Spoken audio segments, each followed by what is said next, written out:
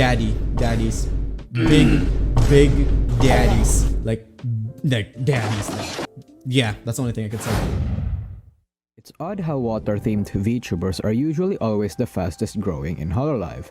I mean, True. it's not that I'm complaining, but it's odd that it happened like 3 times. But you know what's even odder?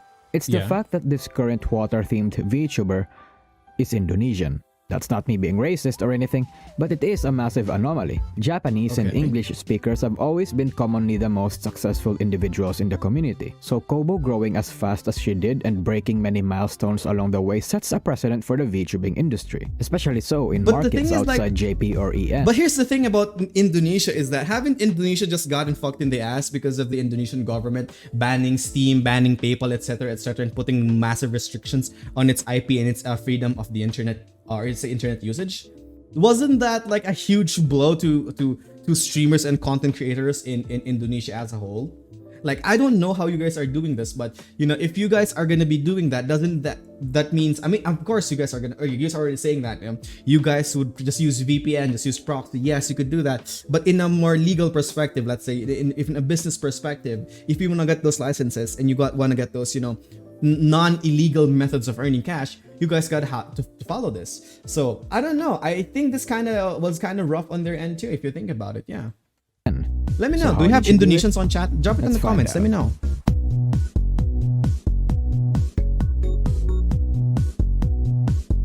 Man, Pekra's BGM bobs So so before hard, I dude. try to pretentiously analyze why she got as big as she did, let's Okay. talk about the absolute state of Indonesian VTubing. Indonesia is filled with weebs, much like True. everyone else in Southeast Asia. But the Agreed. thing that's different in Indonesia is that they actually are the richest region in the region, if we go by this metric, and the fact that they and Japan have a long history together. Even Wow, if really? Indonesians aren't willing to open their wallets compared to the East or the West, Indonesia True. is perhaps the most familiar with Japanese culture more than anyone else in the region. They Okay. also have let the me explain this. The reason why, okay, Japanese people simp so much. Okay, there's this article that it's basically states that VTubers earn millions of dollars, okay, in a month, millions of money in a month. Okay, the reason for that is the culture of support JP VTubers have.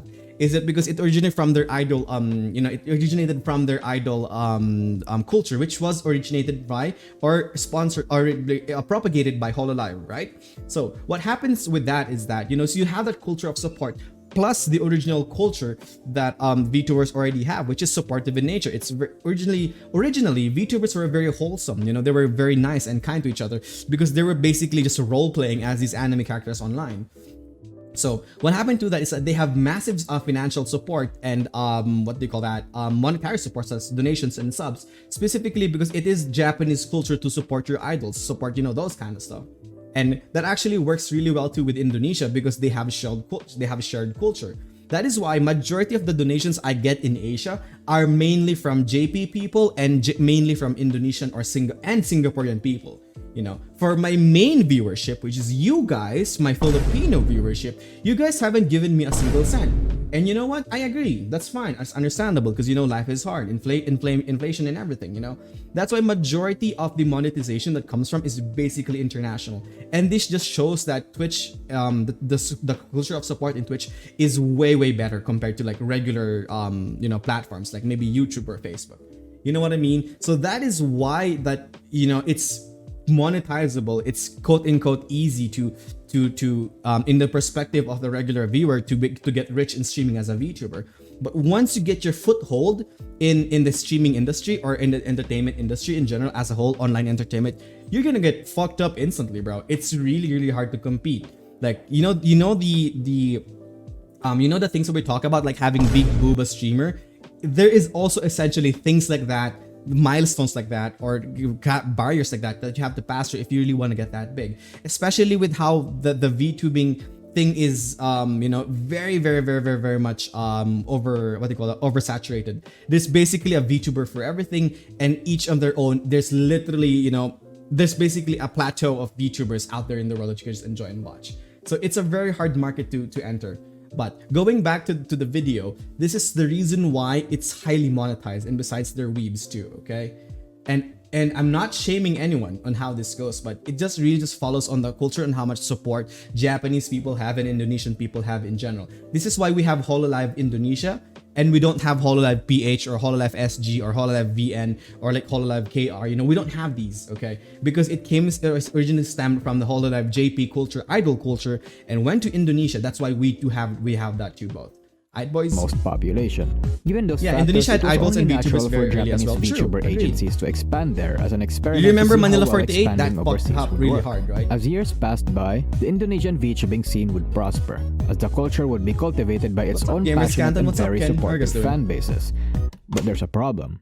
While there are Indonesian VTuber companies outside Hololive and Nijisanji like True. Maha 5 that are absolutely successful in the region, nobody or very few people have really catered to the core Indonesian fan base. Indonesian VTubers aren't exactly as big as their Japanese or English counterparts. True. So for a long time, most Indonesian VTubers have tried to appeal to the English and Japanese scene, catering to the market that already exists, rather than try to hook their untamed mainstream domestic market. There's a lot True. of factors as to why This is why that happens. VTubers For have one, to go Southeast to like Asians, Nijisanji, again, like aren't Millie. exactly willing to open their wallets compared to the East and West, True. giving the impression You guys that are cheap as Indonesians fuck, aren't man. profitable. YouTube not allowing the Indonesian currency until recently may have also helped. You guys with are that. cheap as fuck. VTubing No, is I'm still joking. a I'm joking. niche. I'm joking. It's a joke. Some It's a people's meme, perception okay? may Jesus, still chill. be warped due to the VTuber boom of 2020, but VTubing isn't as big as other forms of content creating outside True. Japan and East Asian countries. It's still a very much developing industry with a lot of room to grow and Man, a lot of I'm places to stingy. fill.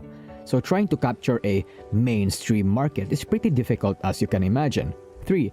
Established Indonesian VTubers have shown that they've been more successful catering to the English or JP fanbase True. more than their domestic one. Yeah. Case in point, Hanamakia, Mika, Oli, and Muna. The biggest Indonesian VTubers in both Hololive and Nijisanji erupted in both popularity due to engaging more with the English or Japanese fan bases. So as a result, people see that this is the way to succeed as an Indonesian VTuber, and people run with it. It This seemed that applies for mainly quite for some PH time, VTubers the too. meta for Jesus Christ. Indonesian VTubers wasn't to cater to the Indonesian community. This prompted Indonesian Okay. fans to ask Who's the most Indonesian popular VTubers VTuber to in try the and Philippines? speak more. Okay. I know that you guys don't care about this one, but I'll just talk about it because I want to address that in chat. Essentially, the most popular VTubers in the Philippines is there's only basically just a few names. Kamiyaju. There's only like a few names. Maybe Pan. Maybe Millie. Millie is Nijisanji though. Like there's only like literally a few, and the reason for this is because the domestic side of PH VTubers in the Philippines is very much unsupported. You know, if you want to ask me, this is why majority of people who find success as a PH VTuber mainly doesn't focus on the PH community, but generally as in the EN community. Why they're mainly, you know, more monetizable, they're more bigger because they focus on those EN side. Why do you guys think that a lot of PH streamers stream in the morning? Because it's afternoon or it's evening in America. You know what I mean? That is usually how it goes. And aside from that, there's only a few big names. Of course, there's a lot of PH VTubers. I know a lot of them with good quality, with good rig, good production. But it's just that, you know, the support from the local community in the PH VTuber scene is very bad. And this goes, I think, generally for all countries too. It's not just the Philippines, but I think it applies everywhere too. This is why appealing to the English demographic does really work really hard and does work really well for you. Yeah. And not counting that is like, you guys are cheap as fuck, by the way. Not you, but the dude on the back of you, okay? You know what I mean? So these are like the certain criteria and qualifications for it. And this is why the reason we will never see a Hololive PH. We will never see that. You know, because just because of the level of support. Maybe in a few years, yes. Maybe if the weebs who were like watching, maybe if the kid who was watching anime 10 years ago, and it's now 20 years old now, has a job, maybe works as a developer, and would spam you with like the red super chats or basically $100 every day. Maybe that could be that would be a profitable market soon that people can enter. Like, that's a good example actually. Manila 48 fucked up really hard here in the Philippines. You know why? I'm not gonna tell you why, but essentially that is basically what happens here. So it's better to grow as an indie VTuber in the Philippines, because I don't really think there will ever be a good agency so far. If there is, I have never seen one and I have never heard of it. Because majority of the time I stick with you guys, and you guys are mostly a mixture of Americans, Canadians, Germans, Europeans, British people, British with your wall off, the bottled water, and probably 30%, 40% Filipino. That's what I would say. And I do have the Singaporeans too a lot. So yeah, pretty good, I would say. Indonesian to connect with their domestic fan base, but this plea would be often ignored or half-heartedly granted. It got to a point where they only Indonesians asked support for you when that you're big. quite aggressively. That's what we call But that that would in alangka turn make the mindset. out-Indonesian fan base label them as Sisip-sip toxic. lang pag malaki ka So na, for quite pre. some time, the Indonesian community would stick to their comparatively small and that's not how cozy it goes. sphere, being PH, happy like, with any sisip-sip Indonesian lang sila VTuber yun that's sa'yo pag present, malaki ka thinking na. that this will That's how they always do be it. the current state of their community. But that would all change when Hololive Indonesia Gen 3 would be announced. Pre-debut, everyone was looking at either Zeta or Kayla, because True. they fit the bill with what the Kai guys and the Japs want in a waifu. Zeta looked like Ketching's VTuber clone, and Kayla was an absolute mommy. Kobo had the Damn, weirder okay. design of the three. But this would all shift a couple weeks after debut, as unexpectedly, Kobo would take advantage of her character design in the most fitting way possible, speedrunning subscribers and reaching numbers that nobody thought was possible What? for someone of her background. She barely speaks English, she uses her model to the fullest extent by being an absolute brat and a literal child, and she's talented in a lot of ways. Because Kobo barely speaks English, she can't exactly appeal to the English demographic, making her exclusively Indonesian. True. And because she opts to speak Indonesian more, she taps into the demographic that has been asking for an Indo-centric VTuber. True. A VTuber that's actually Indonesian not just in name or generation, but also in practice. Kobo's not the first Yeah, we don't VTuber have that this, by the attempted way. this. We don't have this, by the Local way, yet. VTuber For agencies PH like VTubers. Maha5 has As been much as relatively I'm aware successful of. in tapping into this particular demographic, but Kobo so far has been the most successful. She's very cultured in Indonesian memes. Hell, her name itself is a meme, and she plays into Okay. the caricatures and behaviors that the Indo-Nikis want from anime girls. And overall, she's the VTuber that they've been asking for years now. This isn't to say that every other Indonesian VTubers out there don't cater to their Indonesian fanbase at all, because they do. They absolutely do. Muna herself speaks more Indonesian than English or Japanese, but her popularity, I'd argue, is more so on the EN side of things than True, the ID could say side. that. The difference between Kobo and everyone else is that she goes to the extreme and almost exclusive end of catering to Indonesians rather than trying to balance her appeal to the EN and JP fanbase. However, agreed. this would in turn still make the EN and JP fanbase like her.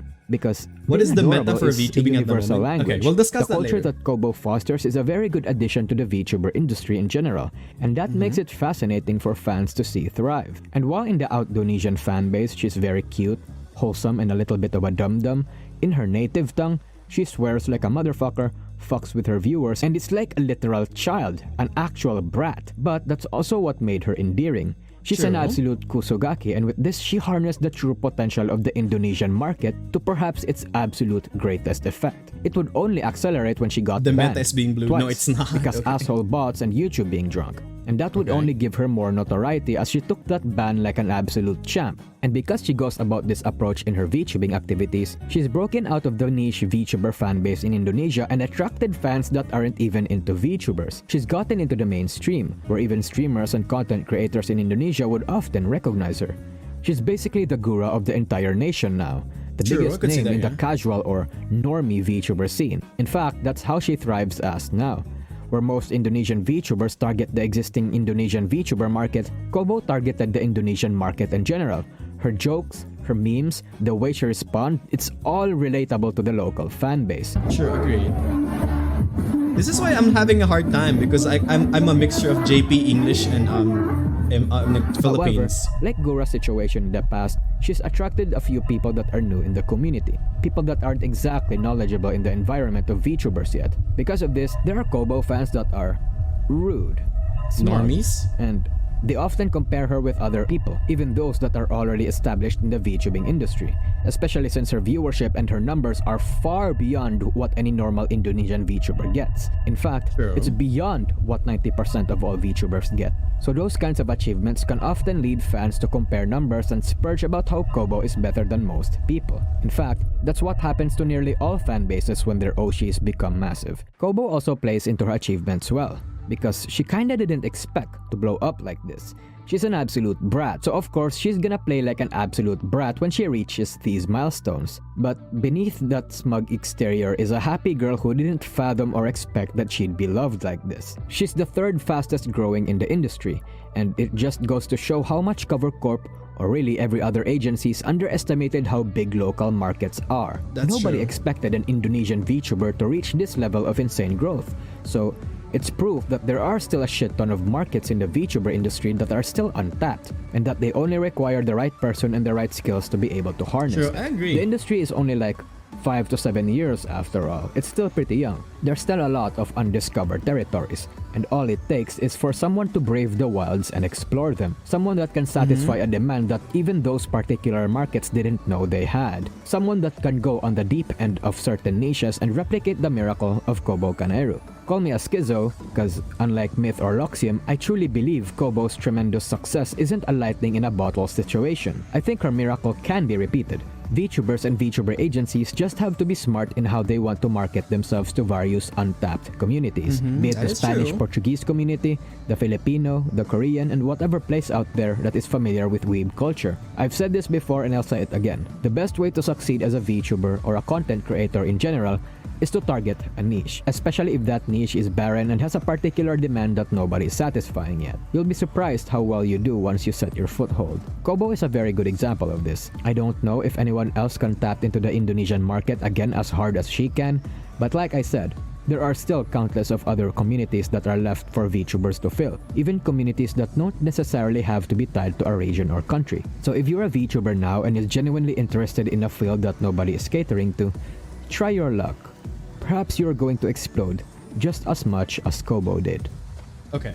That was a good video. everyone. I really love how he handled like the intricacies of VTubing. I mean, he is a Nousagi, so that kind of explains it. Nousagis are usually very talented and smart because the Pekro's audience are like big brain. But anyway, yeah, let's go to that question. What is the meta for VTubing? The meta for VTubing is probably releasing lots of shorts, lots of short form content, such as maybe TikToks and YouTube Shorts or like Facebook Reels, because majority of people who watch YouTubers are VTubers. I'm sorry, are very young. They're basically high school students, senior high or college students, or basically early into their working careers. So you have to produce a lot of those short form content, which actually works for them. Okay, that's the number one. Okay, it's the number one thing you want to do, and then after that, you could just want to gather them and slowly push them towards your platform, which is Twitch or YouTube, whatever you stream. Okay, that's the first thing. Number two, the meta for like both male and female is different.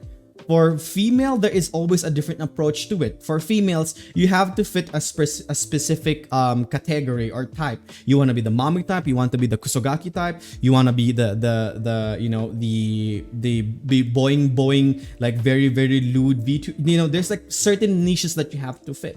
For dudes, on the other hand, I myself don't know that, but I've kind of been seeing patterns lately with idol type K-pop dudes. I've noticed this a lot. Like niche male VTubers who grow like really fast are those who have the K-pop vibes to them. They look K-pop, they can sing, basically K-pop in general, and they can rap too. This is essentially how it goes for males, okay? But usually when you're talking about character design, it doesn't really matter, because if you have a great character design but your voice doesn't fit your model, that's already out of the window.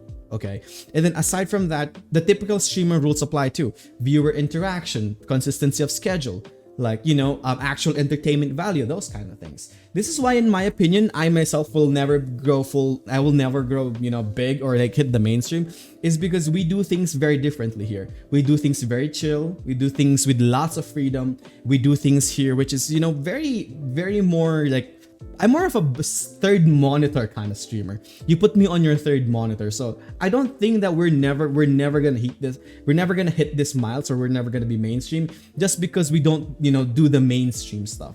Even like for me, like I already know that producing short form content in TikToks and maybe thirst baiting, by the way, that works really well if you wanted to try it. Works really good. It good promotion, good marketing, and really works on with the algorithm specifically for TikTok and for YouTube. But I don't do that. Instead, I make like 10 to 20 fucking long minutes of reaction videos, edited reaction videos.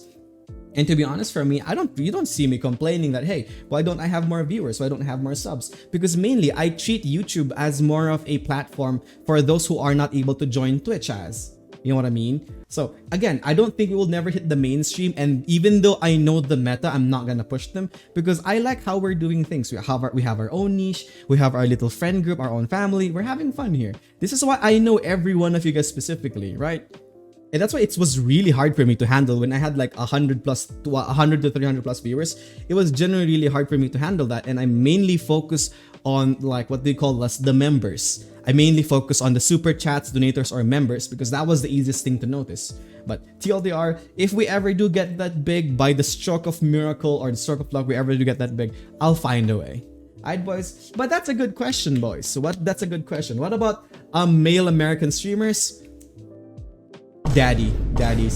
Big daddies. Like daddies. Like, yeah, that's the only thing I could say. Big, like deep, soothing voice that could auditory stimulate females with the tingles in their ears.